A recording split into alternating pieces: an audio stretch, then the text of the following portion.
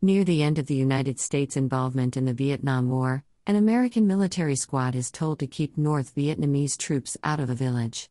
This is the movie Universal Soldier from 2006. Beware, spoilers ahead.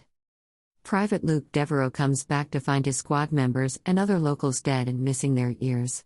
His fellow soldier, Sergeant Andrew Scott, has gone murderously crazy and is to blame for this. Devereaux finds that Scott is holding a young boy and girl hostage while holding up a string of cut ears. Devereaux tries to convince Scott that the war is over by telling him that it is.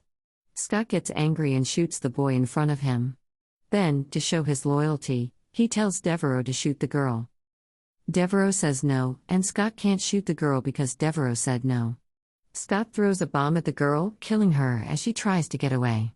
Luke and Scott both die when they shoot each other. The next morning, a group of special forces from the United States finds their bodies. The senior officer tells everyone to put the bodies in bags and put them in the freezer. He also tells everyone not to talk about what really happened. In 1992, terrorists have taken over the Hoover Dam in the present day. Several citizens' bodies were strewn all over the dam's road, and dead police officers could be seen slumped next to their cars. It looked like the terrorists and police officers had been in a shootout. Several civilians who were still alive were taken hostage, and one of them was killed as the terrorists tried to get their requests met. Police agencies have been told not to get involved or try to save the prisoners.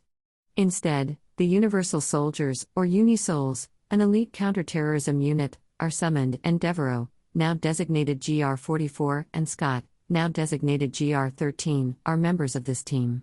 They seem to have been brought back to life, but they have no idea who they were before. Devereaux has flashbacks to his past life. Devereaux and Scott are sent in to kill some of the terrorists.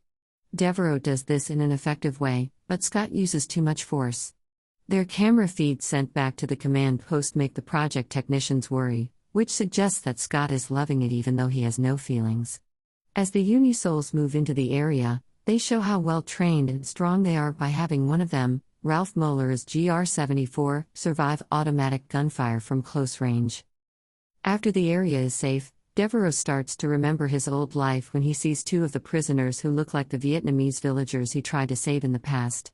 He turns around and looks at Scott's face, who is also having the same memory, but he doesn't say anything because he is a UNISOL. This makes him not listen to the control team's radio orders. The UNISOL technician team is trying to figure out what happened at the Hoover Dam event back at the Mobile Command Center. They show that the UNISOLs can heal faster and are stronger than humans, but they also tend to get too hot and shut down.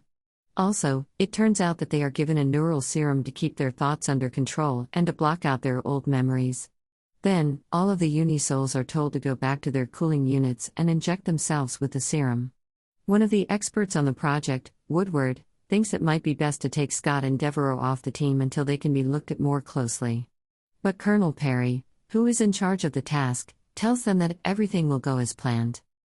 Veronica Roberts, a TV news reporter, is trying to get a story on the UNISOL project so she can get her job back. She was fired while covering the Hoover Dam event. When she talks to people from the project, they give her vague answers. Later, she sneaks onto the base with a camera to learn more about the project. When she gets there, she finds the body of a broken UNISOL that looks dead but is still alive. As Veronica Roberts tries to get away, Devereaux and Scott are ordered to bring her back. She runs away to her cameraman's car, but the UNISOLs chase after her and make the car crash and flip over.